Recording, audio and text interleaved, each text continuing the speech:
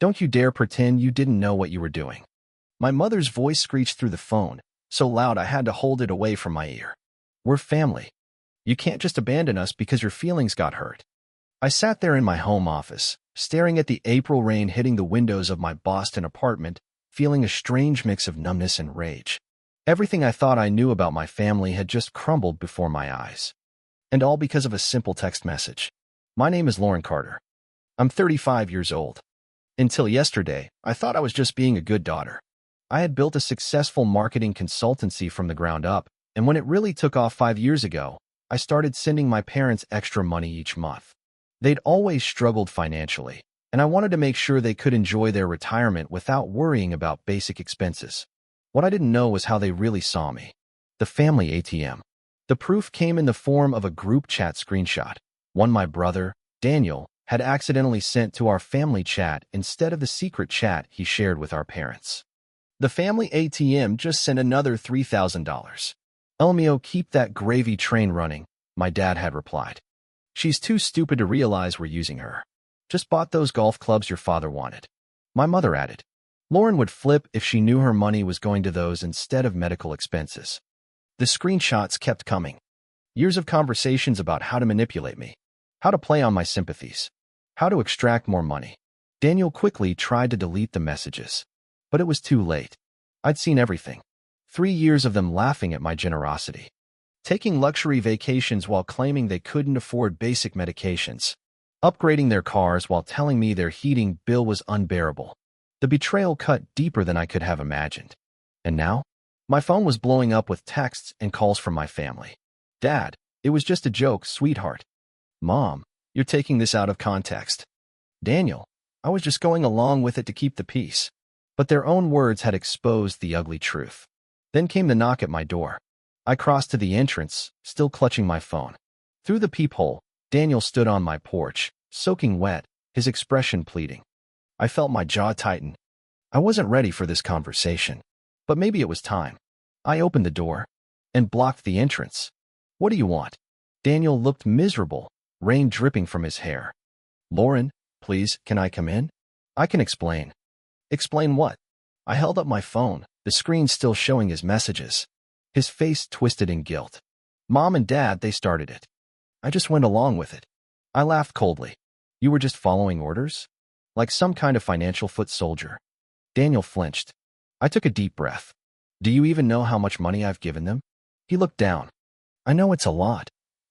I didn't let him off the hook. $3,000 a month. Every month. For 5 years. I watched him do the mental math. That's $180,000, Daniel.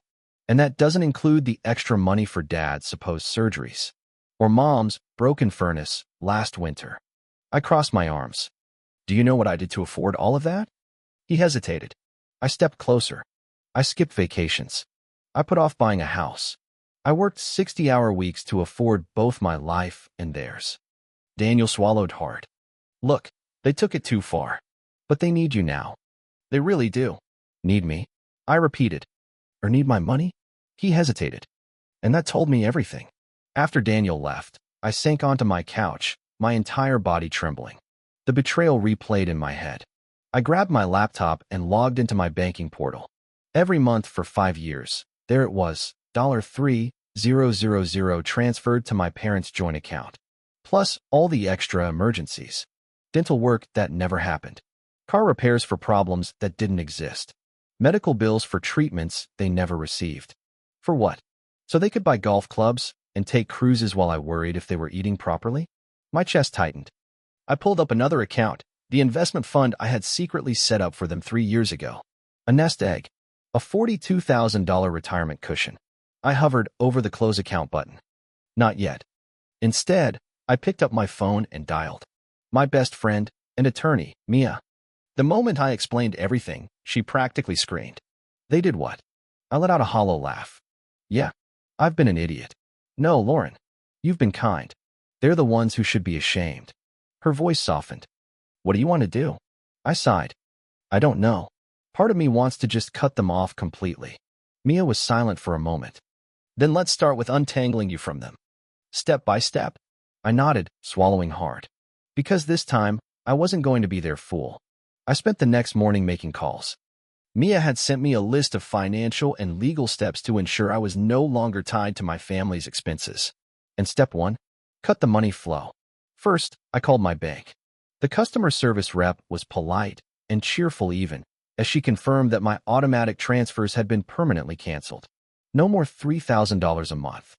No more secret vacations on my dime. I expected to feel guilty. Instead, I felt relief. Next, I called my parents' bank. They had long ago added me as a co-signer for emergency purposes. A mistake. I removed myself immediately. Now, they couldn't take out loans in my name. Couldn't tie me to their financial mess. I was free. Then came the hard part.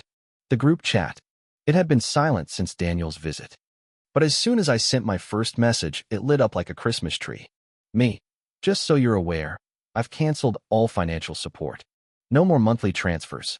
No more emergency money. Mom, Lauren, we need to talk about this. Dad, this is an overreaction. We raised you. You owe us. Daniel, can we meet in person? I stared at the screen. Owe them. After what they'd done. I clenched my jaw, typed my final message, and hit send. Me, you lied to me for years. Used me. Mocked me behind my back. This conversation is over. Don't contact me again. Then, I left the group chat. And just like that, I was free. For weeks, I braced for impact. The calls kept coming. I didn't answer. Daniel sent emails filled with excuses. I didn't reply. Mom even had relatives guilt-trip me, but I shut them down too. And slowly, the silence came. It's been 3 months now. I've started traveling, something I never let myself do before. I'm looking at houses, for myself, not for them. And that secret investment fund? I donated every cent of it to a local women's shelter. Because if my money was going to help someone, it would be someone who truly deserved it. Thank you for watching.